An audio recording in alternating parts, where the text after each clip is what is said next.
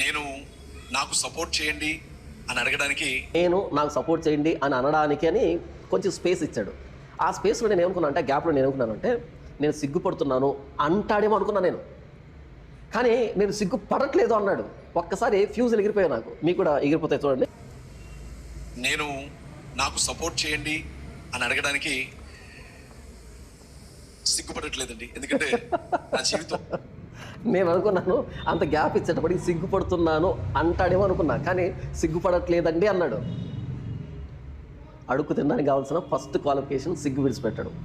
అడుగు తినడానికి కావాల్సిన ఫస్ట్ క్వాలిఫికేషన్ సిగ్గు విడిచిపెట్టడం. సిగ్గు లేనివాడే అడుక్కుంటాడు, సిగ్గుండేవాడు అడుక్కోడు.